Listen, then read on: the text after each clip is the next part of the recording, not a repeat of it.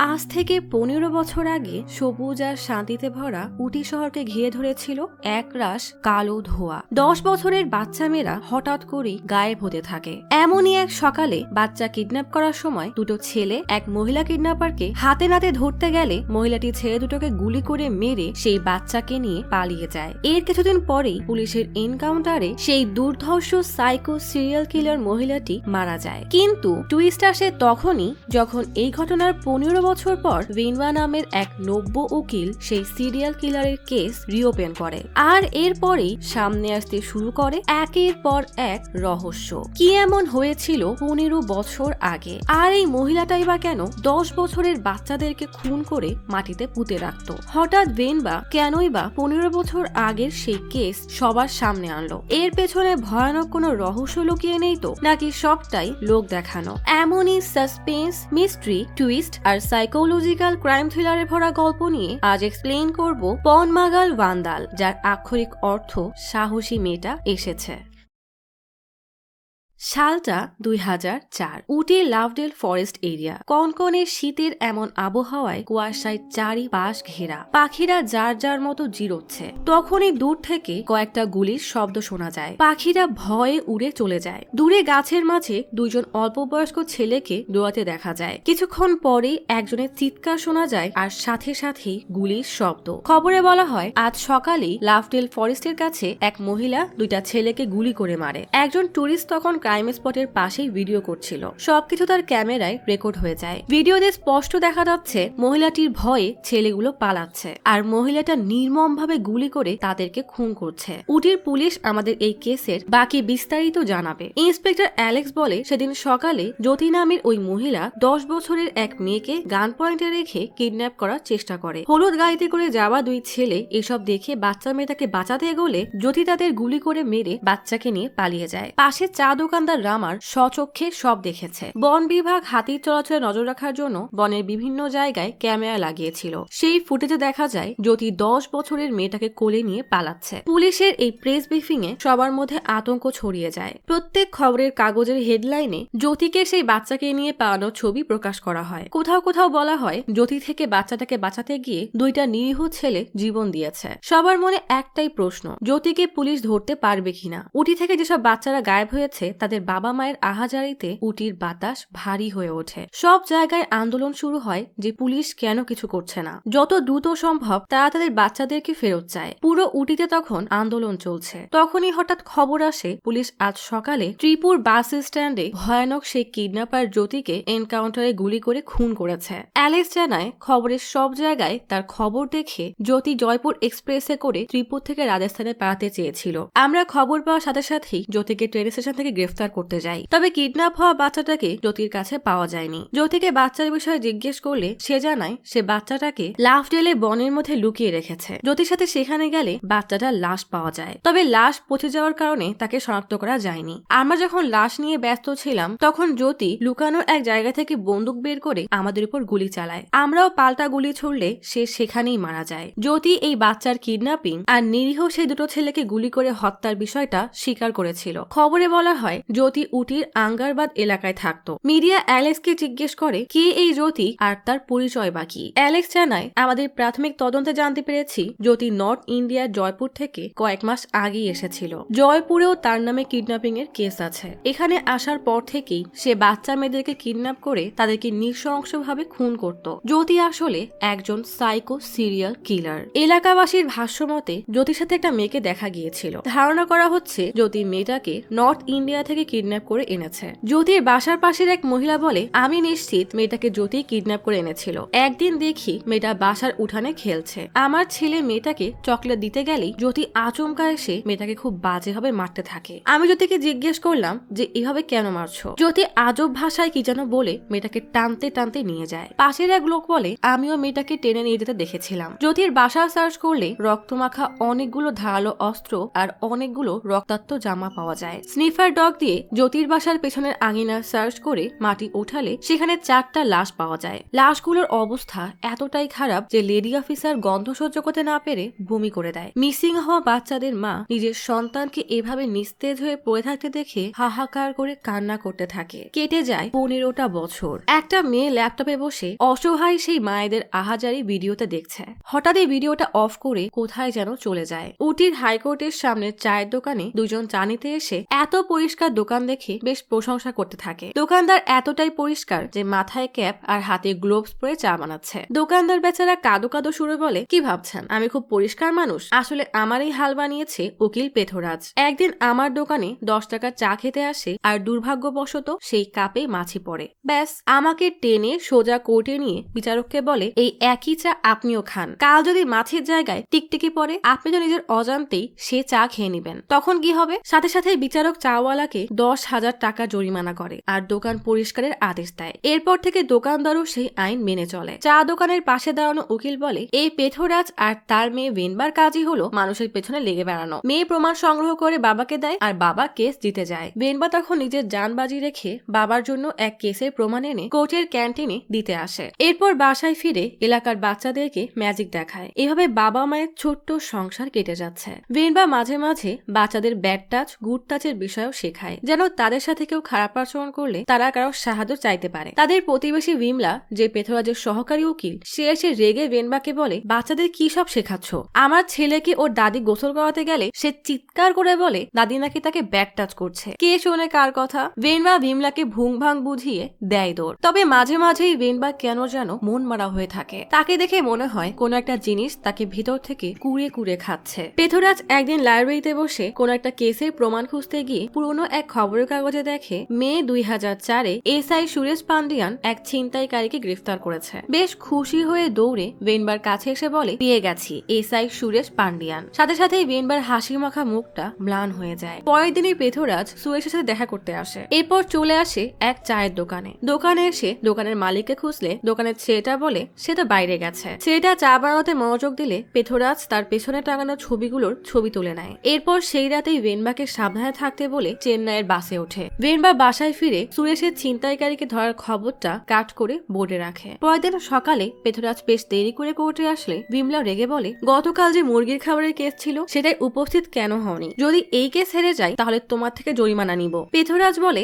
একটা কেসের petition file করতে গিয়েছিলাম, তাড়াতাড়ি কোর্টে চলো। ভিমলা অবাক হয়ে বলে, তুমি আমাকে ছাড়া কেস লড়বে? কোর্টের বিচারকের পিএ বলে, মে 2004 সালে সাইকো সিরিয়াল কিলার জ্যোতির কেস রিওপেন করার জন্য পেথরাজ চেন্নাই হাইকোর্টে আর্জি জানিয়েছিল। চেন্নাই কোর্ট সিদ্ধান্ত নিয়েছে কেসটা যেহেতু উটির, তাই উটির কোর্টেই কেস চলবে। নৃশংস খুনি জ্যোতির নাম শুনে সবাই অবাক হয়ে যায়। বিচারক বলে, এই কেসের হিয়ারিং হবে 23 তারিখে আর কেস লড়বে ভেনবা পেথরাজ, অর্থাৎ পেথরাজের মেয়ে। ভেনবা এসব শুনে রেগে বলে, তোমাকে নিয়ে যেন সবাই আলোচনা করে তাই কেস রিওপেন করাচ্ছ। কালই মৃত বাচ্চাদের মা কোর্টের সামনে আন্দোলনে বসবে, তোমার মতো পাপির সাথে আমি আর নেই বলেই চলে যায়। এদিকে কোয়েম্বাটোরে মিনিস্টার ভারতরাজের বাসায় সবাই ভারতরাজের খবর শুনছে। খবরে বলা হয় ভারতরাজ বিশাল মনের মানুষ, তার দানশীলতার জন্য সে সবার কাছে প্রিয়। তখনই ভারতরাজন বের হয়ে আসলে খবরে বলা হয় দীর্ঘ 15 বছর পর সাইকো জ্যোতির কেস রিওপেন হওয়ায় ওটিতে আতঙ্ক আর শোকের ছায়া নেমেছে। তখনই এক গরিব পরিবার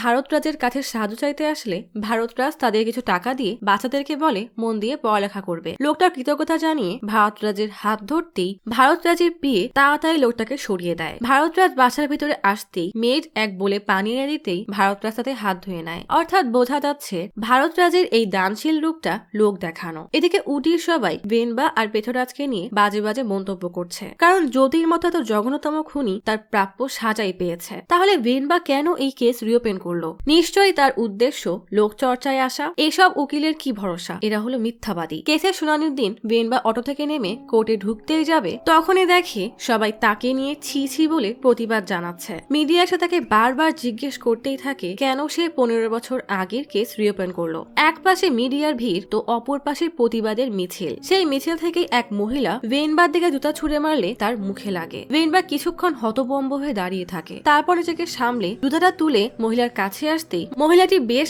অপ্রস্তুত হয়ে যায়। ভেনবা সাবলীল ভাবেই বলে, একটা জুতো দিয়ে তো আর বাসায় ফিরতে পারবেন না, তাই জুতাটা নিয়ে নেন বলেই মুচকি হেসে কোর্টে ঢোকে। অর্থাৎ ভেনবা সব রকমের পরিস্থিতির জন্য প্রস্তুত হয়েই এসেছে। কিছুক্ষণ পর বিচারক এসে ভেনবাকে তার বয়ান শোনাতে বলে। ভেনবা বলে, আজ কোর্টে আসার সময় সাধারণ মানুষের প্রতিবাদ মিছিল দেখে বুঝে গিয়েছিলাম তারা এই মুহূর্তে আমাকে কতটা ঘৃণা করছে। তারা অবশ্য তাদের জায়গায় ঠিকই আছে। আমি আজ এক গল্প শোনাবো। কয়েক বছর আগে একটা মেয়ের সাথে খুব বাজেভাবে অন্যায় করা হয়। এই কেস সমাধানের জন্য সাধারণ মানুষ পুলিশকে চাপ দিতে থাকে। পুলিশ দুদিনের মধ্যেই এক লোককে ধরে জেলে আনে। মানুষ এতটাই রেগেছিল যে পুলিশ থেকে লোকটাকে কেড়ে নিয়ে গণপিটুনি দিয়ে তাকে সেখানেই মেরে ফেলে। এরপর বিচারক সভায় প্রমাণ হয় ঘটনার দিন ওই লোক তো আরেক জায়গায় ছিল। তার সাথে মেয়েটার কোনোদিন দেখাই হয়নি, অর্থাৎ সে নির্দোষ ছিল। আর পুলিশ তাদের তদন্ত ঠিকমতো করেইনি। কিন্তু ততদিনে পুলিশ আর মিডিয়া তাকে দোষী বানিয়ে বিচারও করে দিয়েছে। বিপক্ষের উকিল হঠাৎ প্রচুর রেগে বলে সেই কেসের সাথে এর কি সম্পর্ক। পুলিশ জ্যোতির কেস সঠিকভাবে তদন্ত করে তারপর বন্ধ করেছিল। পৃথ্বরাজ কেন ওই সাইকো জ্যোতির কেস রিওপেন করে কোর্টের সময় নষ্ট করছে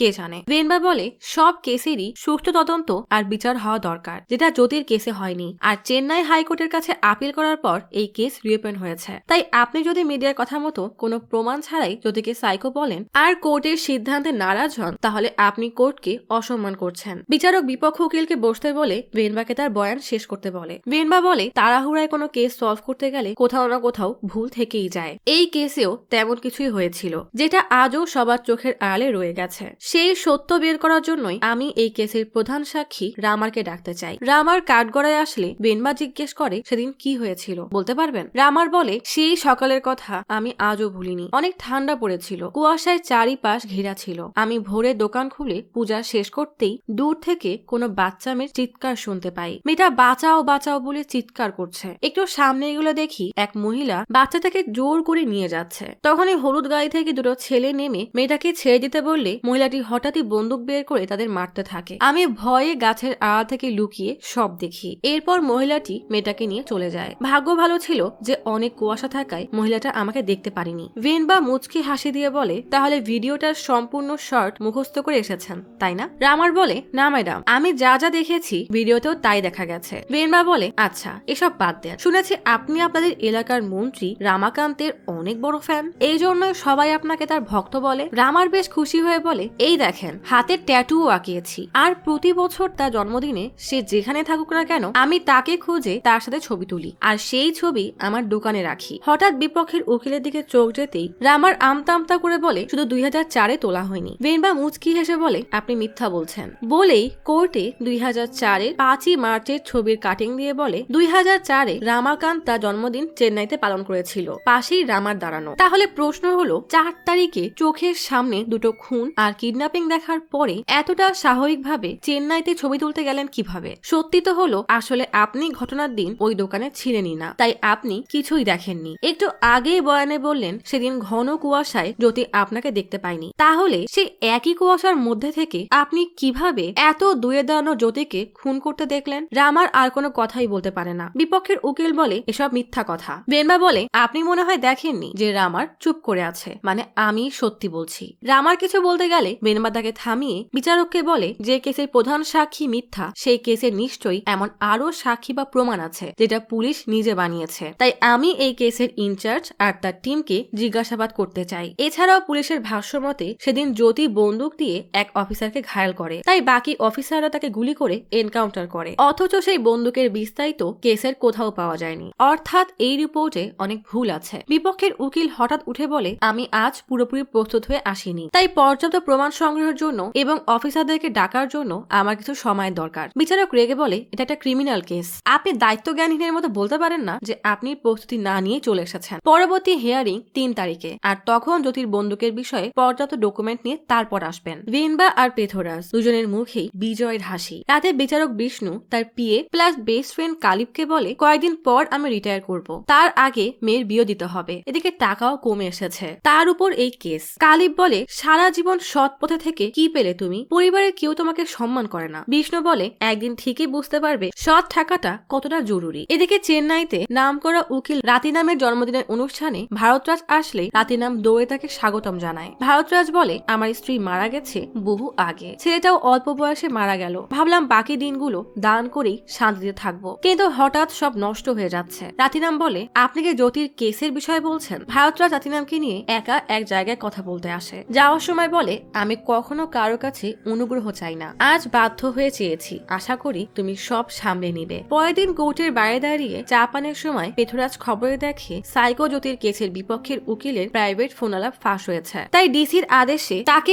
এই কেস থেকে সরিয়ে হাইকোর্টের নামকরা উকিল রাতিনামকে কেস ট্রান্সফার করা হয়েছে। পৃথ্বরাজ এবার চিন্তায় পড়ে যায়। পৃথ্বরাজ ভেনবার মন খারাপ দেখে বলে, এটাই ঘাবড়ে গেলে হবে? সব জেনেই আমরা এই পথে পা বাড়িয়েছি। রাতিনাম এই কেস যে কোনো দিকে মোড় দিতে পারে, তাই আমাদের অনেক সাবধান থাকতে হবে, কারণ এটাই আমাদের প্রথম আর শেষ সুযোগ। ভেনবা বলে, রাতিনামের জন্য এটা তার 100 কেসের মধ্যে সাধারণ এক কেস, আর আমি 15 বছর ধরে এই একটা কেসের জন্যই অপেক্ষা করছি। কিন্তু খেয়াল রাখতে হবে রাতিনাম আমাদের বিষয়ে কিছুই যেন জানতে না পারে। পৃথ্বরাজ বলে, আমি সেদিকে খেয়াল রাখবো। পরের দিন হিয়ারিং এ বিচারক রাতিনামকে জিজ্ঞেস করে, গত হিয়ারিং এ ভেনবা কিছু জিনিসের বিস্তারিত চেয়েছিল, আপনি কি সে সম্পর্কে জানেন? রাতিনাম হ্যাঁ বললে বিচারক বলে, তাহলে আপনি শুরু করেন। রাতিনাম ভেনবাকে টিটকারি করে বলে, গত হিয়ারিং এর প্রধান সাক্ষী রামার যা দেখেছিল তাই বলেছিল, কিন্তু বিপক্ষের উকিল রামারের স্টাম্প সাইজের একটা ছবি দেখিয়ে প্রমাণ করে যে রামার সেদিন ক্রাইম স্পটে ছিলই না। এখন আসল ঘটনা হলো এই ছবি মিথ্যা না, কিন্তু এটা 5 তারিখ না, বরং মে মাসে 3 তারিখে তোলা হয়।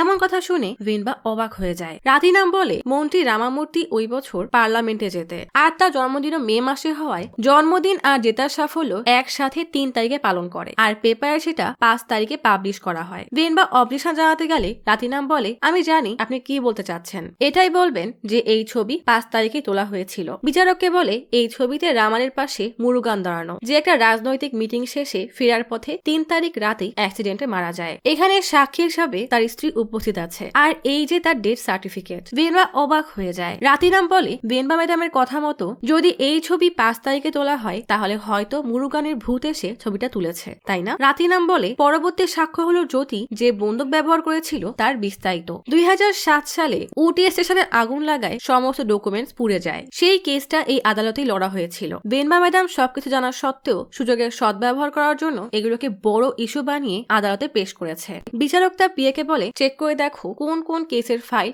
আগুনে পুড়ে গিয়েছিল। এরপর ভেনবাকে জিজ্ঞেস করে, কোনো অবজেকশন আছে? ভেনবা বলে, না, কিন্তু আমি এই কেসের ইনচার্জ ইন্সপেক্টর অ্যালেক্সকে প্রশ্ন করতে চাই। ভেনবা অ্যালেক্সকে জিজ্ঞেস করে, 6 তারিখের রাতে ত্রিপুর স্টেশনে আপনি কি জ্যোতিকে গ্রেফতার করেছিলেন? অ্যালেক্স বলে, হ্যাঁ, রাত দিন এক করে অনেক খোঁজাখুঁজির পর ত্রিপুর থেকে জ্যোতিকে অ্যারেস্ট করা হয়। ভেনবা জিজ্ঞেস করে, উটি থেকে ত্রিপুর যেতে কত সময় লেগেছিল? অ্যালেক্স বলে, 3.5 ঘন্টা। ভেনবা জিজ্ঞেস করে, আপনি কিভাবে তথ্য পেলেন যে জ্যোতি ত্রিপুর থেকে পালাচ্ছে? অ্যালেক্স বলে, এটা কনফিডেন্সিয়াল, সবার সামনে বলা যাবে না। ভেনবা জিজ্ঞেস করে, এমন এক আসামি পুলিশ যাকে হুন্নে হয়ে খুঁজছে, সে সব জানার পরও রেল স্টেশন থেকে পালানোর চেষ্টা কেন করবে? অ্যালেক্স বলে, আমরা অনেক চেষ্টা করে তারপর তাকে খুঁজে পেয়েছি। আসলে এই ধরনের আসামিরা অনেক তুখোড় বুদ্ধির হয়ে থাকে। ভেনবা অট্ট হাসি দিয়ে বলে, আপনার মনে হয় সুপার হিরো মুভি দেখার স্বভাব আছে। অ্যালেক্স বলে, আমি পুলিশ, মুভি না, বরং বাস্তবতায় বিশ্বাস করি। ভেনবা বলে, কিন্তু আপনার গল্পে তো বাস্তবতাই মিসিং। আইন অনুযায়ী কোনো মহিলা আসামিকে গ্রেফতার করতে হলে মহিলা কনস্টেবল রাখতে হয়। আপনি কি মহিলা কনস্টেবল সাথে নিয়েছিলেন? অ্যালেক্স বলে,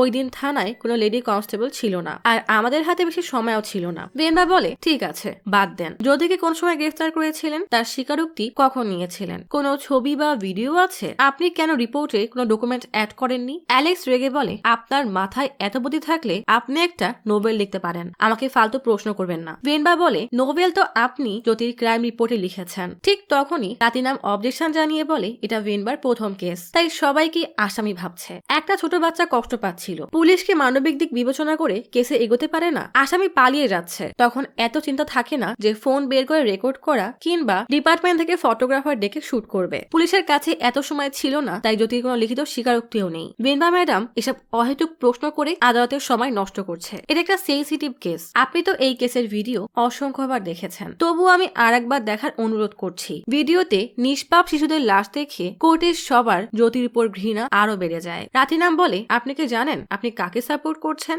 এমন এক সাইকোকে, যে নিরীহ বাচ্চাদেরকে কিডন্যাপ করে তাদেরকে নির্মম ভাবে হত্যা করত। পুলিশ তাকে সময় মতো গ্রেফতার না করলে ওই সাইকো না জানি আরো কত বাচ্চার সাথে এমন করত। বিচারক ভেনবাকে বলে, আপনি এই কেস রিওপেন করিয়েছেন, আমি চাই আপনিও আগামী হিয়ারিং এ রাতিনামের মতো যুক্তিযুক্ত প্রমাণ নিয়ে আসবেন। যদি তা না পারেন, তাহলে পুলিশের হায়ার অফিসারকে অপমানজনক প্রশ্ন করার জন্য কেস ডিসমিস করে দিব। আগামী হিয়ারিং হবে পরশু। কোর্টরুম থেকে বেরিয়ে রাতিনামের এক লোক মুরুগানের স্ত্রীকে কিছু টাকা দিয়ে বলে, খুব ভালো অভিনয় করেছো, অর্থাৎ এটা ছিল সাজানো সাক্ষী। মহিলাটি বলে, এত কম টাকা? লোকটা বলে, পরের বার বেশি দিব। রাতিনাম বলে, ভেনবার এই কেস রিওপেনের পেছনে কোনো রহস্য তো অবশ্যই আছে। ভেনবা সম্পর্কে বিস্তারিত জানতে হবে। কোর্ট থেকে বের হতে হতে পেথরাজ ভেনবাকে জিজ্ঞেস করে, তুমি পাল্টা প্রশ্ন কেন করলে না? ভেনবা বলে, রাতিনাম আমাকে পেয়াদা বানিয়ে তার চাল দেওয়ার চেষ্টা করছে। হঠাৎই 15 বছর আগে মারা যাওয়া এক বাচ্চা মেয়ের মা আর্তনাদ করতে করতে এসে ভেনবাকে অভিশাপ দিতে থাকে, কারণ ভেনবা জ্যোতির মতো খুনিকে সাপোর্ট করছে। পেথরাজ ভেনবাকে তাড়াতাড়ি সেখান থেকে টেনে নিয়ে আসে। মহিলাটির আর্তনাদ এখনো ভেনবার কানে বাজছে। ভেনবা মন মরা হয়ে আছে দেখে পেথরাজ বলে, তুমি এখনো ওই মহিলার কথাই ভাবছো? ভেনবা বলে, কেস রিওপেন হওয়ার পর অনেকে আমাকে নিয়ে অনেক কিছু বলেছে, এমনকি জুতাও ছুঁড়েছে, তখন কিছুই মনে হয়নি, কিন্তু কেন জানি না ওই মায়ের কান্না আমি নিতে পারছি না। পেথরাজ সান্ত্বনা দিয়ে বলে, তুমি কি ওই মহিলার চোখের পানির জন্য লড়াই করছো না? ওরা আরো খারাপ করতে পারে, তোমাকে কষ্ট দিবে, অপমান করবে, ছুরিও মারতে পারে, কিন্তু এগুলোকে যদি জ্যোতির জীবনের সাথে তুলনা করো তাহলে এসবকে কিছুই মনে হবে না। এটা জ্যোতির ডায়েরি, আমি জানি তুমি 100 বার এটা পড়েছো, তবে আজ আরেকবার আমার জন্য পড়ো। আর হ্যাঁ, নিজেকে জ্যোতি ভেবে তারপর ডায়েরি পড়বে। তুমি জ্যোতির জন্য লড়াই করছো এটা চিন্তা করবে না, বরং ভাববে তুমিই জ্যোতি, তাহলে কেউ তোমাকে হারাতে পারবে না। ভেনবা জ্যোতির ডায়েরি পড়া শুরু করে। গল্প চলে আসে অতীতে। জায়গাটার নাম জয়পুর। জ্যোতির স্বামীকে জ্যোতির সামনেই নির্মম ভাবে হত্যা করা হয়। জীবনের সব আশা ভরসা হারিয়ে জ্যোতির জীবন যখন অন্ধকারে ভরে যায়, তখন জ্যোতির কোল আলো করে আসে তার মেয়ে। জ্যোতি বেঁচে থাকার এক নতুন আলো পায়। মেয়েকে নিয়ে বেশ হাসি খুশি ভাবেই তার দিন কাটছিল।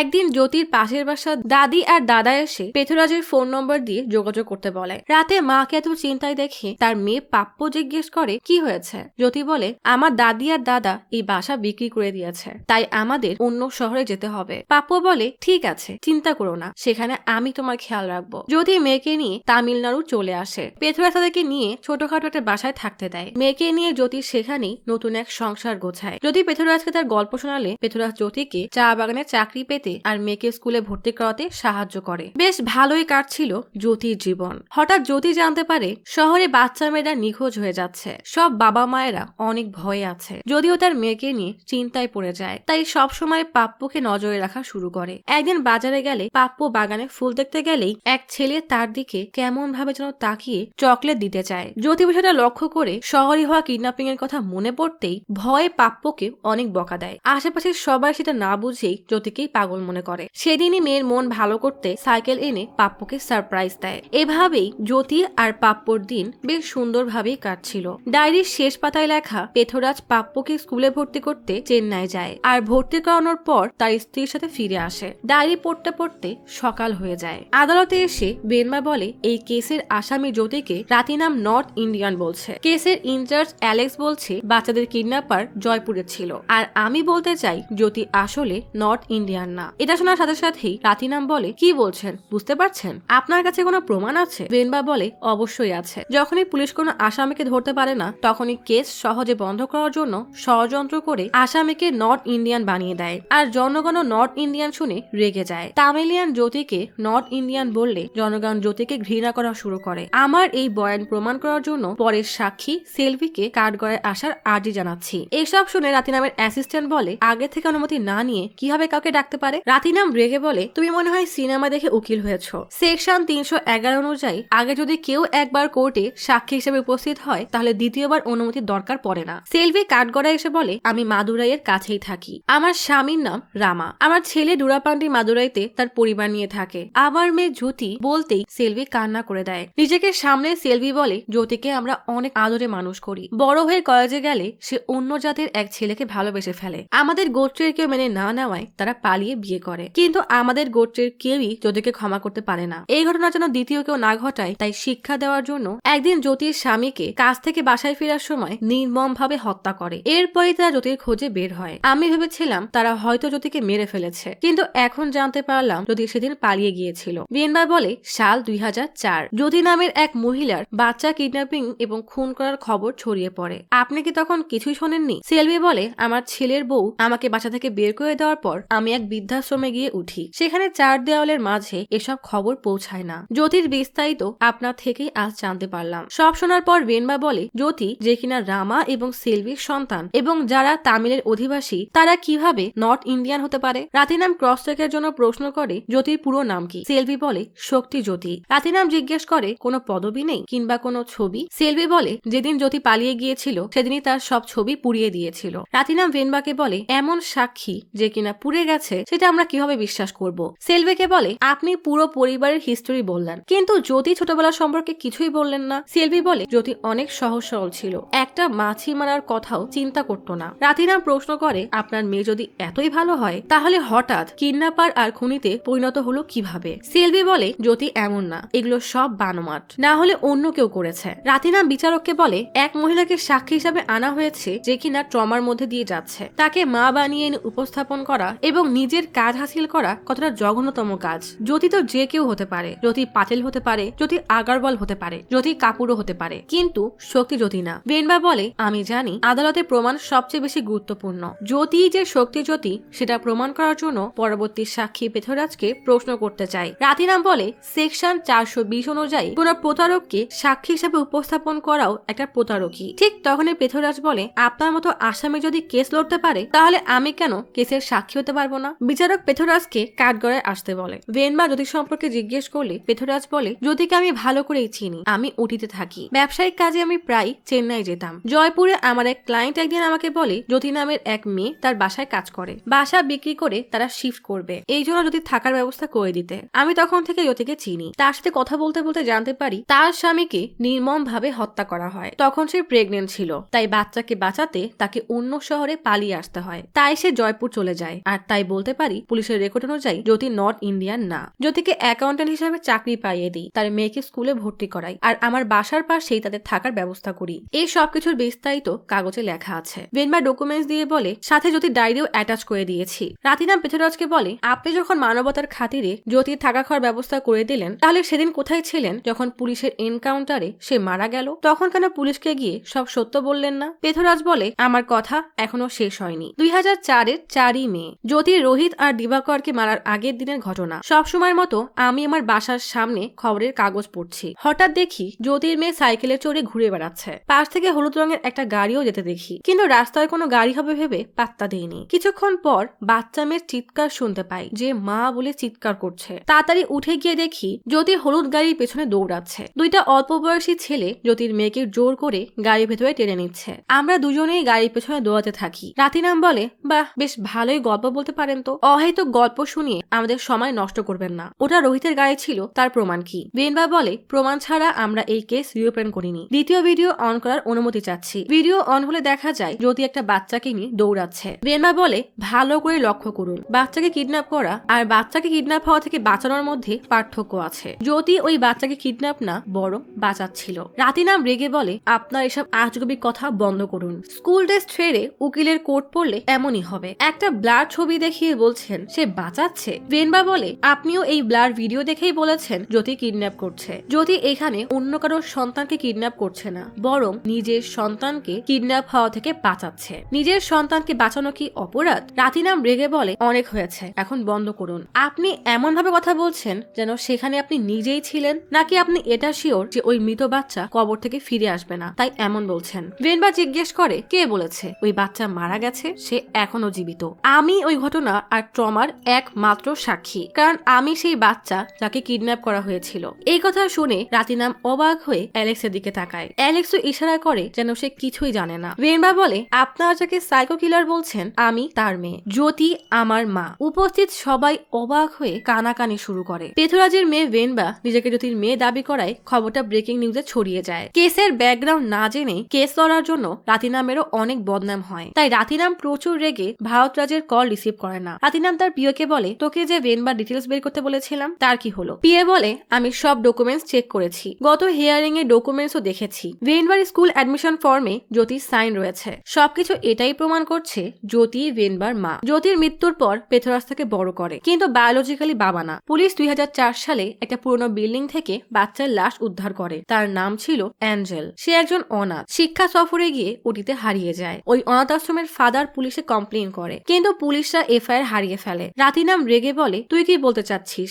রোহিত আর তার বন্ধু দিবাকরই খুনি? ভারতরাজ তাহলে আমার থেকে সব লুকিয়েছে? রাতিনাম ভারত রাজের সাথে দেখা করতে আসলে রাতিনাম বলে, আপনাকে আমি অনেক সম্মান করতাম, তাই কোনো প্রশ্ন না করেই কেস হাতে নেই। আপনি আমার থেকে এসব কেন লুকালেন? ভারতরাজ রাতিনামকে বলে, আমি আপনার কাছ থেকে কি লুকিয়েছি? ওই ভেনবা বন্দুকের কথা বলেছিল, সেটা আমি আগেই বলেছি। বন্দুকের জন্য আমিই দায়ী। কে জানতো যে ভেনবাই জ্যোতির মেয়ে হবে? তাহলে আপনাকে শুরু থেকে শেষ পর্যন্ত সব বলতাম। রাতিনাম বলে, প্রথমে বলেছিলেন আপনার ছেলে ওই বাচ্চাকে বাঁচাচ্ছিল, তখন জ্যোতি গুলি করেছিল, কিন্তু আপনার ছেলে তো। রাতিনাম থেমে গেলে ভারতরাজ বলে, থামলেন কেন বলেন। এরপর আফসোস করে বলে, আমি কি করব, যতই হোক সে তো আমারই ছেলে। এই জন্যই হয়তো আমি আমার অতীতের পাপ এখন পরিষ্কার করছি। সমাজে আমার সম্মানের কথা জানেন, আমি চাই আমার শেষ নিঃশ্বাস পর্যন্ত এই সম্মান বজায় থাকুক। রাতিনাম বলে, আপনার আমাকে তখনই সব বলা উচিত ছিল, যখন এই কেস আমাকে দিয়েছিলেন। তা না করে আপনি চান আপনাকে আর আপনার ছেলেকে আমি সম্মান দিব।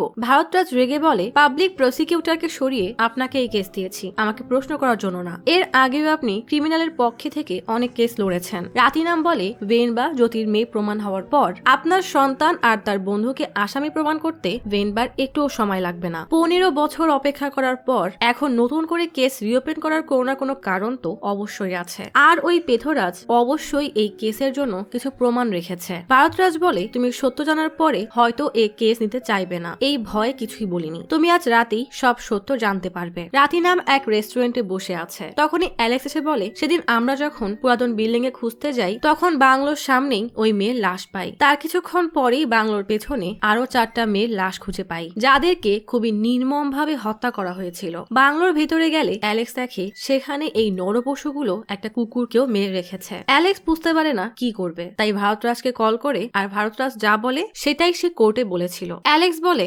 ভারতরাজ ছদ্মবেশী এক ডক্টরকে আসল ঘটনাকে চাপা দিতে পাঠায়। ওই ডক্টর বাচ্চাদের লাশ থেকে ওই 2জন ছেলের সকল ডিএনএ মুছে ফেলে, যেন কেউ প্রমাণ করতে না পারে যে বাচ্চাগুলোর সাথে অন্যায় করা হয়েছিল। আমরা সবাইকে এটাই বিশ্বাস করাই যে জ্যোতি নির্মম ভাবে অত্যাচার করে ওই বাচ্চাগুলোকে খুন করেছে। বাংলার পেছন থেকে যে 4টা মেয়ের লাশ পেয়েছিলাম তাদেরকে আবারও জ্যোতির বাসার পেছনে পুঁতে রেখে আসি, আর এটাই প্রমাণ করি যে জ্যোতি তাদেরকে মেরেছে। রাতিনাম জিজ্ঞেস করে, সেই ডক্টর এখন কোথায়? অ্যালেক্স বলে, সে মারা গেছে। রাতিনাম জিজ্ঞেস করে, আর সেই ডগ স্কোয়াড অফিসার? অ্যালেক্স বলে, তাদেরকে অন্য ডিস্ট্রিক্টে ট্রান্সফার করা হয়েছে। আমরা 3 জন ছাড়া এই সত্য আর কেউ জানে না। পরের দিন হিয়ারিং এর সময় বাইরে পেথরাজ কাকে যেন কল দেয়, কিন্তু কলে পায় না। শুনানি শুরু হলে ভেনবা কিছু কাগজপত্র রাতিনামকে দেখিয়ে বলে, সব ঠিক আছে, আপনার কি এই বিষয়ে কোনো প্রশ্ন আছে? রাতিনাম না বললে ভেনবা বলে, প্রথম থেকে আমি এটাই প্রমাণ করার চেষ্টা করছি অ্যালেক্স স্যার এবং তার টিম জ্যোতিকে গ্রেফতার করার জন্য ত্রিপুর যায়নি। যেহেতু যথার্থ সাক্ষ্য আদালতে উপস্থাপন করা হয়নি, সেই জন্য আমি পরবর্তী কোনো আর্গুমেন্টে যেতে পারছিলাম না। যেহেতু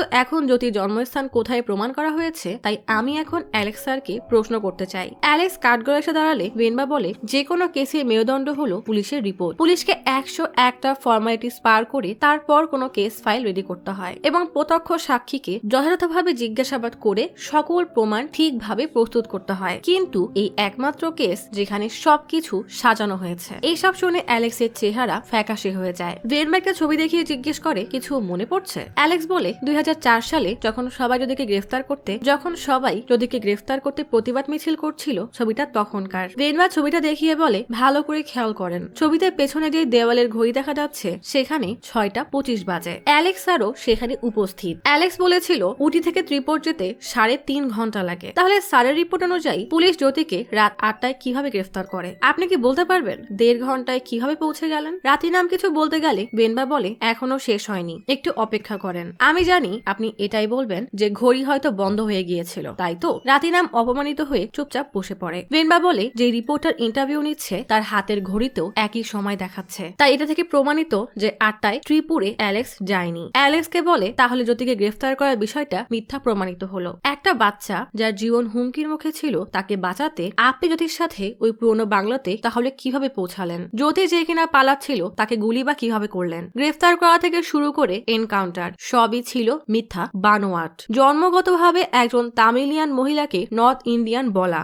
আর তার নিজের বাচ্চাকে কিডন্যাপিং এর দোষ দেওয়া, কেন? ওই 2 অল্পবয়সী ছেলেগুলোর নাম সন্ত্রাসীর খাতায়ও কেন ওঠেনি? হয়তো পুলিশ জ্যোতিকে ফাঁসিয়ে ভারতরাজকে খুশি করছিল। রাতিনাম বলে, বাহ, ভালোই তো। আমি এতক্ষণ ভাবছিলাম এই কেস শুধু জ্যোতিকে নির্দোষ প্রমাণ করার, কিন্তু এখন বুঝতে পারলাম আপনি আসলে ভারতরাজকে টেনে আনার চেষ্টা করছেন। জ্যোতিকে ত্রিপুরে গ্রেফতার করা হয়, কিন্তু সেটা অ্যালেক্স করেনি, করেছে ত্রিপুরের লোকাল পুলিশ। অ্যালেক্স এটা চার্জশিটে লেখেনি। রাতিনাম কিছু কাগজ হাতে নিয়ে বলে, ত্রিপুর থেকে জ্যোতিকে উটি পুলিশের কাছে হ্যান্ড ওভারের রিপোর্ট এই যে। অ্যালেক্সের বড় ভুল হলো সে মিসিং বাচ্চাদের এফআইআর ফাইল হারিয়ে ফেলে, না হলে এমন ঝামেলা হতো না। তবে বাকি যেসব পোস্টমর্টম রিপোর্ট, ফরেন্সিক রিপোর্ট এবং অন্যান্য সকল রিপোর্ট আছে সবই সত্য। ফিল্মে বলে, হ্যাঁ ঠিকই বলেছেন, সেগুলো পরিবর্তনের প্রশ্নই আসে না, কারণ সবকিছুই আগে বিকৃত করা হয়ে গিয়েছিল, কিন্তু একটা জায়গায় লুপ রয়ে গেছে। পুলিশ রেকর্ড অনুযায়ী অ্যালেক্স জ্যোতিকে গ্রেফতার করেনি, কিন্তু ত্রিপুর পুলিশও গ্রেফতার করেনি। সত্যি বলতে জ্যোতিকে কেউ গ্রেফতার করেইনি। জ্যোতি নিজেই সাব ইন্সপেক্টর সুরেশ পান্ডিয়ানের কাছে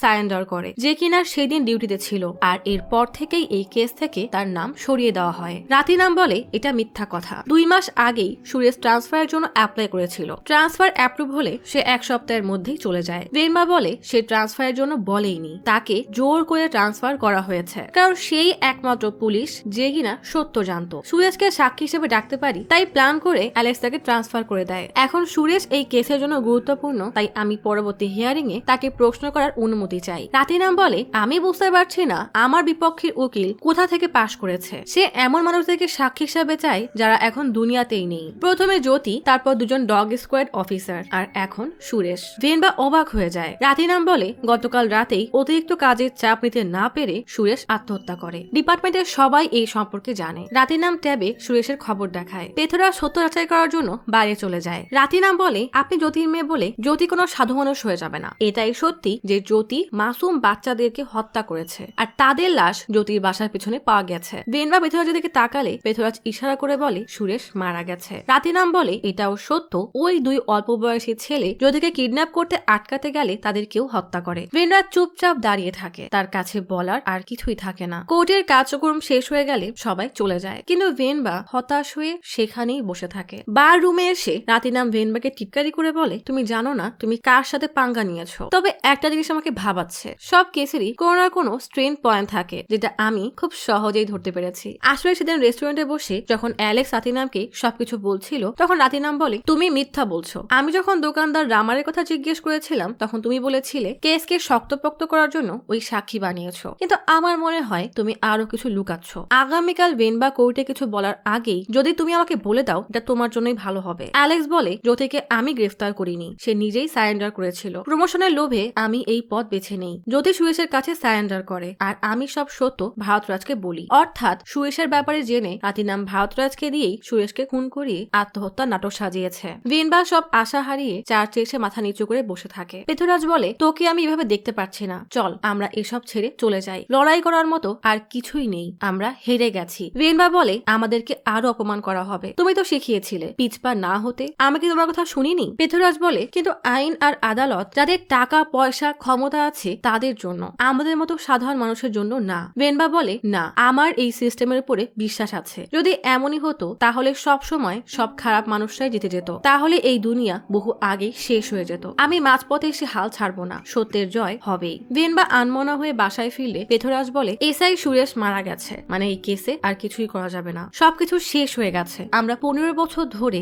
এত খোঁজাখুঁজির পর জানতে পারি একমাত্র সুরেশই প্রত্যক্ষ সাক্ষী ছিল। সে আমাকে জানায় যদি গ্রেফতার আর এনকাউন্টার সবই মিথ্যা, সে এই কেসের একমাত্র শক্তি। কিন্তু ভারতরাজ এটা জানতে পেরে তাকেও সরিয়ে দিয়েছে। আমরা ভেবেছিলাম যদিকে নির্দোষ প্রমাণ করব। সুরেশ এই কেসের সব ছিল, কিন্তু এখন সব শেষ। মনের কষ্টে তাদের পুরনো বাসায় আসে, যেখানে সে আর তার মা কত সুখে শান্তিতে থাকতো। পুরনো বাসা থেকে বের হলে কোর্টে অভিশাপ দেওয়া সেই মহিলাটা এসে বলে কোনো সন্তানই কোনো কিডন্যাপারকে মা বলে দাবি করবে না। আপনি যখন তাকে মা বলেছেন তাহলে কিছু সত্য তো অবশ্যই আছে। আমার মতো সন্তানহারা মায়ের দোয়া আপনার সাথে আছে, আপনি লড়াই করে যান, আমি আপনার সাথে থাকবো বলেই কান্না করতে করতে চলে যায়। ভেনবা ভীমনার সাথে পোলাচিতে সুরেশের বাসায় আসে। ভেনবা তার পরিচয় দিলে সুরেশের স্ত্রী বলে সুরেশ আপনার কথা বলতো। তখনই সুরেশের বাচ্চারা ফোন নিয়ে কাড়াকাড়ি করায় ছেলেটা বলে ঠিক আছে আমি বাবার ফোন নিয়ে খেলবো। ঠিক তখনই সেখানে ভারতরাজ আসে। সুরেশের স্ত্রী ভারতরাজকে ভেনবার সাথে পরিচয় করিয়ে কফি বানাতে যায়। ভারতরাজ ভেনবাকে বলে সুরেশকে পরকালে পাঠিয়ে দিয়ে শান্তি পেয়েছো? না জানি কেস শেষ হওয়া পর্যন্ত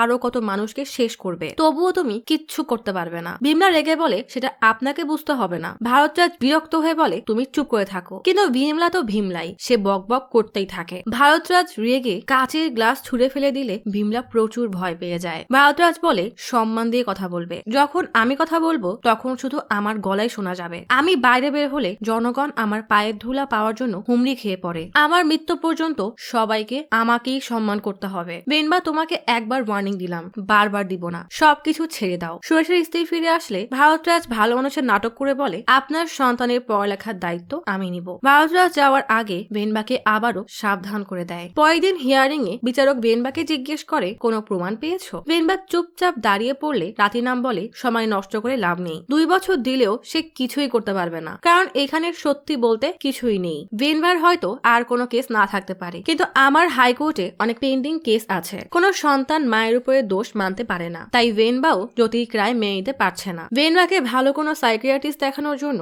আমি আর্জি জানাচ্ছি। ভেনবা বলে, সোজা কথায় বলেন, আমি পাগল তাই তো? আমি 15 বছর ধরে বিশ্বাস করেছি সত্য সামনে আসবেই। এই আদালত মানুষকে নিরপেক্ষ রায় দেয়। আমার বিশ্বাস এখনো কোর্ট ন্যায় বিচার করবে। ভিকটিমকে চুপ করানোর কথা জানা সত্ত্বেও আমি আপনার সামনে দাঁড়িয়ে আছি আর হাত জোর করে এখনো বিচার চাচ্ছি। অবশ্যই আমি পাগল? ভেনবা রাতিনামকে বলে, কোনো মেয়ে ন্যায়ের জন্য লড়াই করলে আপনি তাকে পাগল বলবেন? যদি আমরা আমাদের সমস্যার কথা বলি, সমাজ বলে নাটক। চোখের পানি বের করলে বলে ড্রামা কুইন। কেন আমাদের কষ্টের পেছনের সত্যকে সবসময় মিথ্যা ভাবা হয়? অনেক বছর ধরে আমি শান্তিতে ঘুমাতে পারি না। সবসময় আমার হাসির পেছনে একটা ভয় তাড়া করে বেড়ায়। ভেনবা জিজ্ঞেস করে, আপনি কি কখনো ওই বাচ্চাগুলোর জায়গায় নিজের সন্তানকে ভেবে দেখেছেন? একবার ভাবেন, তখনই আপনি আসল কষ্ট বুঝতে পারবেন। আমরা ভাবি যে আমাদের সন্তান তো ভালো পরিবেশেই বড় হচ্ছে, কিন্তু এমনটা না। একবার নিজের সন্তানকে জিজ্ঞেস করবেন পরিচিত কারোর দ্বারা তারা কখনো নির্যাতিত হয়েছে কিনা। যদি প্রত্যেকটা মেয়ে তাদের সাথে হওয়া অন্যায়ের কথা বলা শুরু করে, তাহলে দুনিয়ায় আর কোনো ভালো মানুষ পাওয়াই যাবে না। রাতিনাম বলে, জ্ঞান দেওয়া বন্ধ করে উকিলের মতো কথা বলেন। এইসব কথার সাথে কেসের কি কোনো সম্পর্ক আছে? ভেনবা বলে, আছে। এই জন্যই এত বছর পর আমি এই কেস নিয়ে এসেছি, যার কারণে আমার মা আপনাদের ভাষ্য মতে ওই 2 নিরীহ ছেলেকে খুন করে। এই নৃশংস নির্যাতনের শুরুটা তারাই করেছিল। আপনি অনর্গল বলতেই আছেন ওই 2 নিরীহকে জ্যোতি কেন মেরেছে। এখানে উপস্থিত একজনও যদি তাদেরকে হত্যার কারণ বলতে পারে, তাহলে আমাকে বলেন। সবাই চুপ করে থাকে। ভেনবা বলে, আমি জানি। তখনই পেথরাজ কান্না করতে করতে ভেনবাকে থামতে বলে, কিন্তু ভেনবা বলে, সরি বাবা, আজ আমাকে সত্য সবার সামনে আনতেই হবে। যদি আমার সম্মানের কথা ভেবে আমরা সত্যকে লুকিয়ে রাখি, তাহলে হাজারো মানুষরূপী পশুকে মানুষ না জেনে সম্মান করবে। ভেনবা বিচারককে বলে, আমার মা আমার চোখের পানি দেখতে পারত না, হোক সেটা ধুলার জন্য। সেখানে তারই চোখের সামনে আমাকে উঠিয়ে নিয়ে যায়। ওই 2 অমানুষ অসংখ্য বাচ্চা মেয়ের সাথে অন্যায় করে। আমিও সেই বাচ্চাদের মধ্যে একজন। যখনই আমি একা থাকি, তখনই সেই ভয়ানক দিনের স্মৃতি আমাকে কুড়ে কুড়ে খায়। ভয়ে আমি ঘুমের মধ্যেই চিৎকার করে উঠি। আমি ন্যায়ের জন্য লড়েছি। যাদের সাথে আমার মতো অন্যায় হয়েছে, তাদের ন্যায় বিচার পাইয়ে দেওয়ার জন্য লড়াই করছি। এই কথা শুনে সবাই কান্না করে দেয়। ভেনবা চোখের পানি মুছে বলে, পুলিশের রিপোর্ট অনুযায়ী যেই 4 জনকে জ্যোতির বাসার পেছনে পাওয়া গেছে, তাদেরকে জ্যোতি নয়, বরং ওই 2 জনই হত্যা করেছে। পুলিশ এসব রিপোর্ট বিকৃত করে তারপর চার্জশিট ফাইল করে। ডক্টর এবং পুলিশ যারা এই কেসে জড়িত ছিল, তারা সবাই এই ক্রাইমের পার্টনার। আর এই সব কিছুর পেছনের মাস্টার মাইন্ড হলো ভারতরাজ। এসব তারই ষড়যন্ত্র। নিজের সন্তান রোহিত এবং তার বন্ধু দিবাকরের নাম ঠিক রেখে নিজের সম্মান বাঁচাতে আমার মাকে সাইকো বানিয়ে দেয়। এসআই সুরেশ যখন তার মন পরিবর্তন করে সত্য বলতে চায়, তখন তারা জোর করে তাকে আত্মহত্যা করতে বাধ্য করে এবং দোষ দেয় কাজের চাপের। রাতিনাম বলে, কেস মিসলিড করার জন্য আবল তাবল বলেই যাচ্ছেন। বিচারক উল্টা রাতিনামকে চুপ করে বসতে বলে। ভেনবা বলে, প্রমাণ হিসাবে আমার কাছে সত্য আর চোখের পানি ছাড়া কিছুই নেই। নিজের সাথে অন্যায় হয়েছে এটা স্বীকার করা কোনো সাধারণ বিষয় না। আমি আপনার সামনে কোনো উকিল হয়ে না, বরং একজন ভিকটিম হয়ে এই বিশ্বাস নিয়ে দাঁড়িয়েছি যে সত্যের জয় হবেই। এই দুনিয়ায় যারা শারীরিক বা মানসিকভাবে নির্যাতিত হয়েছে, তাদের কাছে প্রমাণ হিসাবে তাদের সত্য ছাড়া আর কিছুই থাকে না। বিচারক বিষ্ণু বলে, যারা এমন ভয়ানক অত্যাচারের শিকার হয়েছে, তাদের প্রতি আমার সমবেদনা আছে, কিন্তু একজন বিচারক হিসাবে রায় দিতে হলে সাক্ষ্য প্রমাণ দেখে তারপর বিচার করতে হবে। আর সব ডকুমেন্টে এটাই লেখা, ওই 5 জনকে তোমার মা জ্যোতি খুন করেছিল। ফরেন্সিক রিপোর্ট, ডিএনএ রিপোর্ট কোথাও লেখা নেই যে বাচ্চা মেয়েগুলোর সাথে কোনো অন্যায় হয়েছে। তাহলে ওই 2 ছেলেকে কিভাবে দোষী প্রমাণ করবে? আর তাদের দোষী প্রমাণ না করে তুমি ভারতরাজকে কিভাবে দোষী বলছো? এই কেসের রায় আগামীকাল শোনানো হবে। কোর্টের সবাই ভেনবার বয়ান শুনে কান্না করে দেয়। তেমনি একজন ইন্টার্ন আর সহ্য করতে না পেরে জাস্টিস ফর জ্যোতি টুইট করে দেয়। সাথে সাথেই টুইট ভাইরাল হয়ে যায়। যারা ভেনবার বিপক্ষে ছিল, তারাই ভেনবার হয়ে ইন্টারভিউ দিয়ে বলে, যেখানে একটা মেয়ে পুরো কোর্টের সামনে নিজেই স্বীকার করেছে যে তার সাথে অন্যায় হয়েছে, তার থেকে বড় আর কোনো প্রমাণ হতেই পারে না। আর একজন বলে, এটাই আমাদের বাস্তবতা। কোর্টে যদি কোনো মেয়ের প্রতি অন্যায়ের কেস আসে, তখন কোর্ট সত্যতা জানতে চায় না, বরং চায় প্রমাণ। আর আমাদের আইন আসলেই দুর্বল। ভেনবা মায়ের কবরের সামনে দাঁড়িয়ে মায়ের কাছে মাফ চেয়ে বলে, আমাকে মাফ করে দাও মা, আমি তোমার নাম থেকে খুনির কলঙ্ক ওঠাতে পারলাম না বলেই অসহায়ের মতো চিৎকার করে কান্না করতে থাকে। তখনই ভীমলা দৌড়ে দৌড়ে এসে বলে তুমি এখনো হারোনি, জ্যোতিকে এখনো নির্দোষ প্রমাণ করার সুযোগ আছে। ভেনবা অবাক হয়ে ভিমলার দিকে তাকিয়ে থাকে। আসলে আজ কোর্টে বিচারক এসে দেখে ভেনবা তার চেয়ারে নেই। ভিমলা বিচারককে জানায় ব্যক্তিগত কাজের কারণে ভেনবা আজ কোর্টে আসতে পারেনি। বিচারক বলে আজ এই কেসে রায় দেওয়ার কথা থাকলেও আমি ঠান্ডা মাথায় ভেবে দেখলাম এই কেস কোনো না কোনো ভাবে ভারতরাজের সাথে জড়িত, তাই একবার তাকে জিজ্ঞাসাবাদের জন্য কোর্টে ডাকা উচিত, ফলে ভবিষ্যতে কেস রিওপেন হওয়ার সম্ভাবনা থাকবে না। রাতিনাম প্রচুর রেগে বলে ভারতরাজের সাথে এই কেসের কোনো সম্পর্ক নেই, তাহলে তাকে কেন কোর্টে আসতেই হবে। বিচারকের সাথে রাতিনামের এমন ব্যবহারে বিচারক রেগে বলে আগামী পরশু এই কেসের শেষ শুনানি হবে, আর ভারতরাজকে জিজ্ঞাসাবাদ না করা হলে এই কেস চলতেই থাকবে। ভিমলা ভেনবাকে সব জানাতেই ভেনবা হতবাক হয়ে দাঁড়িয়ে থাকে। রাতে এক এমপি বিচারক বিষ্ণুকে কল দিয়ে জিজ্ঞেস করে তুমি কি পাগল হয়ে গেছো, ভারতরাজকে কেন ডেকেছো? বিষ্ণু বলে ভেনবা হাইকোর্টে আপিল করেছে, বিচারে কোনো রকমের ভুল পেলে এই কেস নিয়ে আবারও ইনকোয়ারি হবে, আর ভেনবা বারবার ভারতরাজের নাম নিচ্ছে, তাই একবার ভারতরাজ আসুক, এসে শুধু কয়টা উত্তর দিবে, ব্যাস তারপরেই কেস বন্ধ করে দিব। আসলে সামনে মেয়ের বিয়ে তো, টাকা পয়সা কম আছে, ভারতরাজকে বলবেন কিন্তু। এমপি বলে কোনো সমস্যা নেই। পরের দিনে বিষ্ণুর মেয়ের বিয়েতে ভারতরাজ তার পিএকে নিয়ে এসে এক ব্রিফকেস ভর্তি টাকা দিয়ে যায়। আড়াল থেকে কালপি এসব দেখে বিষ্ণুকে বলে সারা জীবন সৎ থেকে আজ এটা তুই কি করলি, সামান্য কটা টাকার জন্য এতগুলো মানুষের অনুভূতিকে এভাবে শেষ করে দিলি, তোর সাথে আমি আর থাকবো না বলি চলে যায়। বিষ্ণু হতবাক হয়ে তাকিয়ে থাকে, তীব্র অপরাধ বোধ তার চেহারায় স্পষ্ট। ভেনবা পুরো রাত কোর্টে বসেই কাটিয়ে দেয়। পরের দিন ভারতরাজ রাতিনামের সাথে কোর্টে আসলে আশেপাশের সবাই অবাক হয়ে তাকে দেখতে থাকে। রাতিনাম বলে ওর কোনো প্রশ্নে ভয়। কথা শেষ হওয়ার আগেই ভারতরাজ বলে ভয় পাবো আমি? 15 বছর আগে এই কেস বন্ধ করার জন্য আমি সবচেয়ে বড় চাল চেলেছি, তাই ওর কাছে এমন কোনো প্রশ্ন নেই যে ও আমাকে ভয় পাওয়াবে। কিছুক্ষণ পরে কোর্টের কার্যক্রম শুরু হলে বিচারক ভেনবাকে প্রশ্ন করতে বলে। ভেনবা ভারতরাজকে জিজ্ঞেস করে আপনার পেশা কি? ভারতরাজ খুবই ঠান্ডা মাথায় বলে রোহান চ্যারিটি নামে আমার একটা চ্যারিটি আছে, যার টাকা দিয়ে আমি প্রায় 20,000 গরিব পরিবারকে সাহায্য করেছি, এটাই মূলত আমার কাজ। ভেনবা বলে ত্রিপুরে আপনার 200 কোটি একটা কোম্পানি আছে, কিন্তু মানুষ কেস করেছে আপনি তাদের ফসলের জমি দখল করে কোম্পানি বানিয়েছেন। তাছাড়াও 20 বছর আগে আপনার গার্মেন্টস এর ব্যবসা লসে চলছিল, তাই আপনি নিজেই নাকি ফ্যাক্টরিতে আগুন দিয়ে ইন্স্যুরেন্সের টাকা হাতিয়ে নিয়েছেন। এসব প্রশ্ন শুনে রাতিনাম রেগে অবজেকশন জানালে ভারতরাজ তাকে চুপ হয়ে বসতে বলে। ভেনবাকে বলে ইন্স্যুরেন্স কোম্পানি ভালো করে পর্যবেক্ষণ করে আমাকে টাকা দিয়েছে। ভেনবা বলে আপনার নামেই কেন এমন শত শত কেস আছে যে আপনি অবৈধভাবে বীমা কোম্পানি থেকে টাকা হাতিয়ে নিয়েছেন? ভারতরাজ বলে কেউ যদি গুজবে বিশ্বাস করে কেস করে তাতে আমার কি? বিচারক ভেনবাকে বলে আপনি কেস বিষয়ক প্রশ্ন করেন। তখন রাতিনামের জুনিয়র বলে স্যার আপনি চুপ করে আছেন কেন? রাতিনাম বলে আরে আসল খেলা তো হবে একটু পরে। ভেনবা ভারতরাজকে জিজ্ঞেস করে 2004 সালে আপনি পিরামিডো সিগন্যালে পাবলিক ওয়েলফেয়ার স্কিমের নামে বিশাল এক জনসভার নাটক সাজান, যেন 2 ঘন্টা জ্যামে থাকে। সেই জ্যামে আজকে এক অ্যাম্বুলেন্সের রোগী সময় মতো হাসপাতালে যেতে না পারার কারণে মারা যায়। সাধারণ মানুষের মতে আপনি ইচ্ছা করে জ্যাম বানিয়ে লোকটাকে মেরেছেন। ভারতরাজ এবার রেগে বলে সুযোগ পেয়েছে বলে কি কোয়েম্বাটোরে হওয়া সব ক্রাইমের দোষ আমার ঘাড়ে চাপাবে মা, যে আমি কিনা একটা মশাকে মারতেও 2 বার ভাবি। ভারতরাজকে আরো রাগাতে ভেনবা বলে আপনি মনে হয় ভুলে যাচ্ছেন আমি একজন উকিল, তাই কথায় কথায় মা বলা বন্ধ করুন, না হলে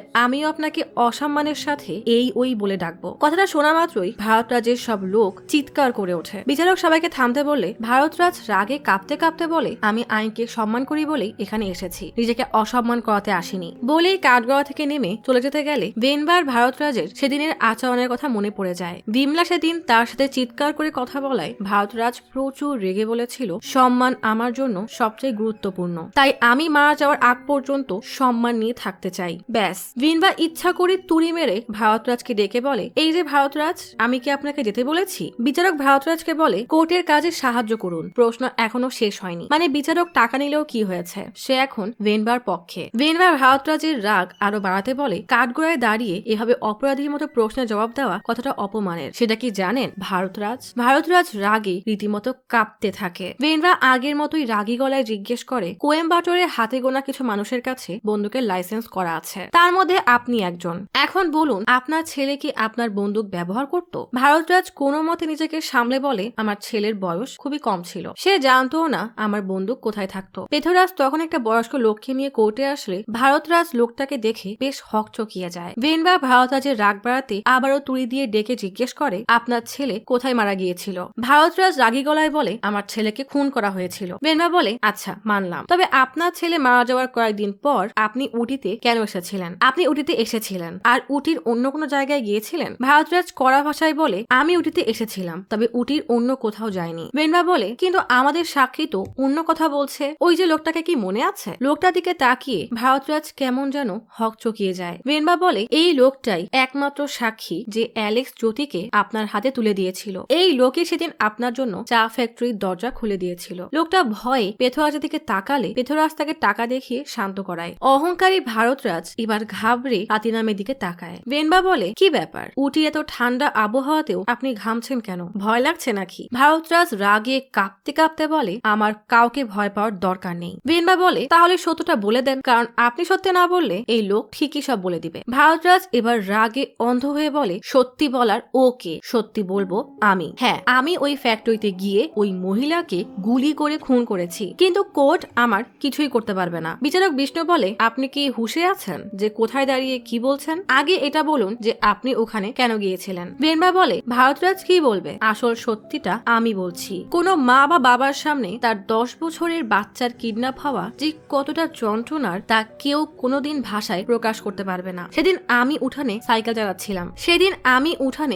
চালাচ্ছিলাম। মা ঘরের কাজে ব্যস্ত ছিল। সাইকেল চালাতে চালাতে বাসার বাউন্ডারির বাইরে আসতেই হলুদ গাড়ি জানালা থেকে একজন আমাকে টেনে হিচড়ে গাড়িতে উঠাতে থাকে। আমি মা বলে চিৎকার করার সাথে সাথেই মা ছুটে এসে দেখে আমাকে ওরা টেনে গাড়ির ভেতর নিতে চাচ্ছে। আজও মায়ের চিৎকার আমার কানে বাজে। মা আমার নাম ধরে চিৎকার করতে করতে গাড়ির পেছনে পাগলের মতো ছুটতে থাকে। মা ওই গাড়ি পিছু করতে করতে লাভডেল জঙ্গলে আসে। জঙ্গলের এক প্রান্ত থেকে আমার চিৎকার শুনে হন্যে হয়ে ওই জঙ্গলে আমাকে খুঁজতে থাকে। কিছুটা সামনে আসতেই দেখি আমার সোয়েটার দেখে মা রাগে যন্ত্রণায় কাঁপতে কাঁপতে আর কান্না করতে করতে গহীন ওই জঙ্গলে উদ্ভ্রান্তের মতো আমাকে খুঁজতে থাকে। সকাল গড়িয়ে দুপুর গড়িয়ে সন্ধ্যা, আর সন্ধ্যা গড়িয়ে মধ্যরাত হয়ে যায়। মা তখনও জঙ্গলে আমাকে খুঁজেই চলছে। হঠাৎ তার নজরে পড়ে বনের মাঝে পরিত্যক্ত এক বাসা। মা ধীরে ধীরে বাসার ভেতরে ঢুকে আমাকে খুঁজতে থাকে। হঠাৎ নাকে বোটকা গন্ধ লাগতেই তাকিয়ে দেখে সোফার উপর একটা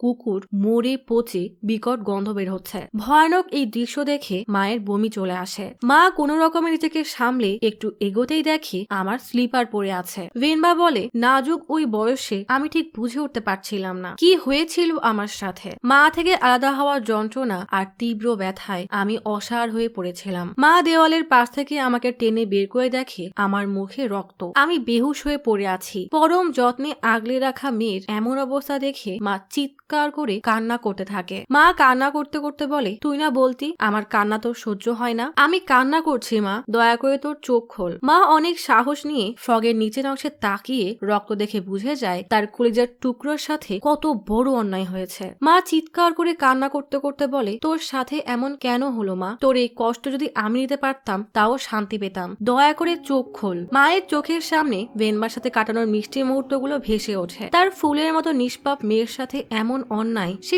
কোনোভাবেই সহ্য করতে পারছে না। মায়ের চিৎকারে বেনবার হুঁশ ফিরে আসে। মা বেনবাকে জড়িয়ে কান্না করতে থাকে। মা বলে, তোর কিচ্ছু হবে না মা। বলি তাড়াতাড়ি নিজের সোয়েটার দিয়ে বেনবাকে ঢেকে দেয়। বেনবা ইশারায় মাকে বোঝায় তার মতোই একটা মেয়ে পাশের রুমে পড়ে আছে। মেয়েটার নাম এঞ্জেল। মা আমাকে কোলে নিয়ে পাশের রুমে এঞ্জেলের কাছে যায়, কিন্তু এঞ্জেল ততক্ষণে মারা গেছে। না জানি মেয়েটা কতটা পাশবিক নির্যাতন সহ্য করে মারা গেছে। মেয়েটার পাশেই ড্রাগসের ওষুধ আর ইনজেকশন পড়েছিল। মানে ওই দুইজন যাকে নিষ্পাপ নিরীহ বলে কেস বন্ধ করা হয়েছিল তারা যে কতটা জঘন্য ছিল তা কোনো সাধারণ মানুষ কল্পনাও করতে পারবে না। তখনই বাইরে কুকুরের ডাক শুনে বুঝতে পারে বাইরে কেউ এসেছে। এঞ্জেল মারা গেছে বুঝতে পেরে মা আমাকে নিয়েই দৌড়ে জঙ্গলের রাস্তায় দৌড়ে পালাতে থাকে। তখনই হঠাৎ সেই দুজন এসে মা থেকে আমাকে ছিনিয়ে নিতে চায়। মা অসহায়ের মতো কাকুতি মিনতি করে বলে, আমার মেয়েকে ছেড়ে দাও। কিন্তু তবুও তারা মার থেকে আমাকে ছিনিয়ে নিতে গেলে মা তাদের ধাক্কা দিয়ে ফেলে মেইন রাস্তার দিকে দৌড়ায়। ভারতরাজের ছেলে রোহিত মায়ের পিছু করতে করতে পা পিছলে পড়ে গেলে তার পকেট থেকে তার বাবার বন্দুক পড়ে যায়। মায়ের নজর বন্দুকের উপর পড়তেই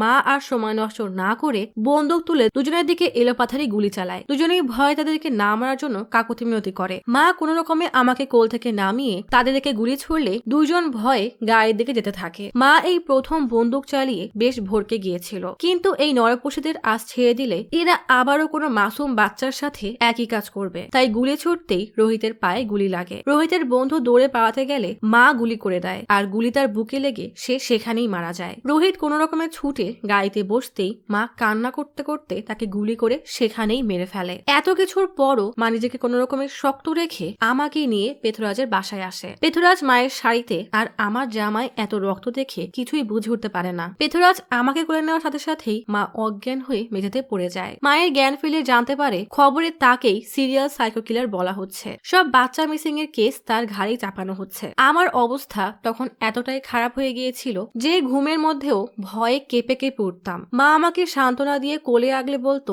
আমি আছি মা, তোমার কিচ্ছু হবে না। মা আমাকে হয় দেখতে না পেরে মুখ চেপে কান্না করত। খবরে বলা হয় ইন্সপেক্টর অ্যালেক্স সাইকো কিলারকে ধরার জন্য সব রকমের চেষ্টা চালিয়ে যাচ্ছে। এক রাতে পেথুরাজ হঠাৎ দৌড়ে এসে বলে, পুলিশ এই এলাকার বিষয়ে জেনে গেছে, যখন তখন এখানে চলে আসবে, তুমি ভেনবাকে নিয়ে বাসার পেছনে দরজা দিয়ে জলদি পালাও। জ্যোতি বলে, পুলিশ আজ না হয় কাল আমাকে ধরেই ফেলবে। আপনি এতদিন আমার জন্য অনেক করেছেন, আজ শেষ একটা অনুরোধ, আমার মেয়েকে নিয়ে দূরে কোথাও চলে যান। পেথুরাজ বলে, আমরা সবাই একসাথেই চলে যাই। জ্যোতি বলে, না, আমি আপনাদের সাথে গেলে আপনাদের সবার জীবন ঝুঁকিতে পড়বে, আমার মেয়েটার খেয়াল রাখবেন। বলেই ভেনবাকে কোলে নিয়ে বুকে জড়িয়ে বলে, জীবনের যেমন পরিস্থিতি আসুক না কেন সবসময় সাহসের সাথে দাঁড়িয়ে থাকবে, কাউকে কখনো ভয় পাওয়ার দরকার নেই, মা সবসময় তোমার হৃদয়ে তোমার সাথেই থাকবে। ভেনবাকে তার ডায়েরি দিয়ে পেথুরাজ আর তার স্ত্রীর সাথে পাঠিয়ে দেয়। এরপর পেট্রোলিং গাড়ির সামনে দাঁড়িয়ে পেট্রোলিং অফিসার সুরেশের কাছে সারেন্ডার করে। মা সেদিন শুধুমাত্র আমাকে বাঁচানোর জন্যই সারেন্ডার করেছিল, কিন্তু সুরেশ যখন মাকে কোর্টে নিয়ে যাওয়ার জন্য বের হয় তখন মাঝপথে অ্যালেক্স তাকে কল করে বলে মাকে ভারতরাজের কাছে নিয়ে যেতে। অ্যালেক্স মাকে ভারতরাজের কাছে নিয়ে গেলে সে অ্যালেক্সের সামনেই মাকে গুলি করে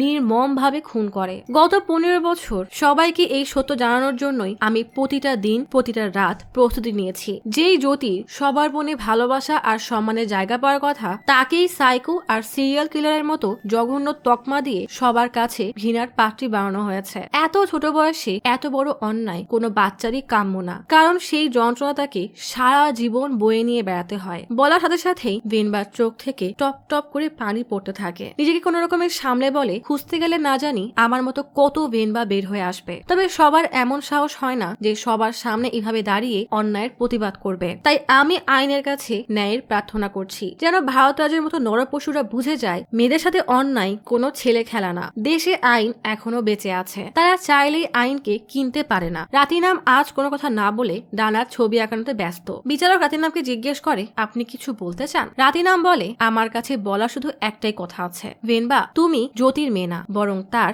এঞ্জেল। আসলে অ্যালেক্স যখন রাতিনামকে বলেছিল তারা লাভডেলে সেই বাসার সামনে একটা মেয়ের লাশ পোতা পেয়েছে, আর রাতিনামের জুনিয়র জানায় মেয়েটার নাম ছিল অ্যাঞ্জেল, রাতিনাম বুঝে যায় ভেনবা আসলে জ্যোতির মেয়েই না। বিচারক রায় শোনায় যে ছেলের ক্রাইম লুকিয়ে আর জ্যোতিকে খুন করার অপরাধে ভারতরাজের আজীবনের কারাদণ্ডের সাজা হবে। ভারতরাজকে সাহায্য করার জন্য অ্যালেক্স এবং তার টিমের সবার 10 বছরের কারাদণ্ডের সাজা শোনানো হলো। যে জ্যোতির জন্য সবার মনে ঘৃণা ছিল, আজ সেই জ্যোতির কবরে ফুল দেওয়ার জন্য শহরের নানা প্রান্ত থেকে লোক আসে। বিচারক বিষ্ণু এমনকি রাতিনামও এসেছে, তবে জ্যোতির ছবির জায়গায় অন্য একজনের ছবি, অর্থাৎ এটাই হলো আসল জ্যোতি। রাতিনাম ভেনবাকে বলে, আর কেউ জানুক না জানুক, আমি জানি তুমি জ্যোতির মেয়ে ভেনবা না, বরং এতিমখানার নিখোঁজ হওয়া এঞ্জেল। তবে আমি এটা বুঝতে পারছি না যে নিজের মেয়েও মনে হয় তার মায়ের জন্য এত কিছু করে না, তাহলে তুমি অজানা এক মানুষের জন্য এত কিছু কেন করলে? এটা কি ভালোবাসা নাকি কৃতজ্ঞতা? এঞ্জেল বলে, যন্ত্রণা, আর এই যন্ত্রণাকে বোঝার জন্য কারোর সাথে রক্তের সম্পর্ক থাকা দরকার হয় না। সেদিন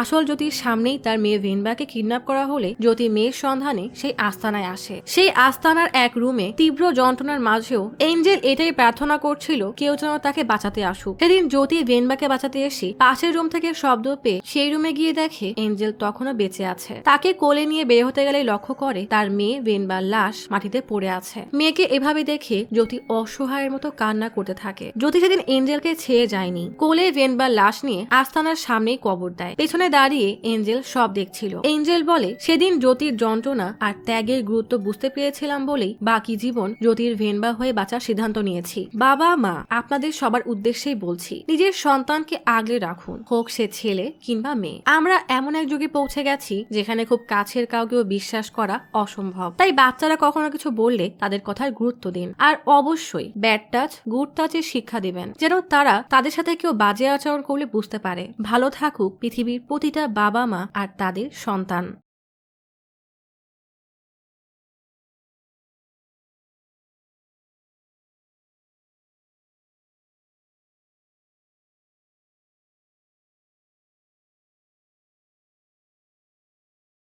আজ তাহলে এখানেই চলে যাচ্ছি। শীঘ্রই ফিরবো নতুন অথবা পুরাতন ইউনিক কোনো মুভির গল্প নিয়ে। ফিরে আসা পর্যন্ত লাইক, কমেন্ট এবং সাবস্ক্রাইব করে অচিরার গপ্পসপের সাথেই থাকুন। পাশে থাকা বেল আইকনটি ক্লিক করে রাখুন। দেখা হবে পরের ভিডিওতে।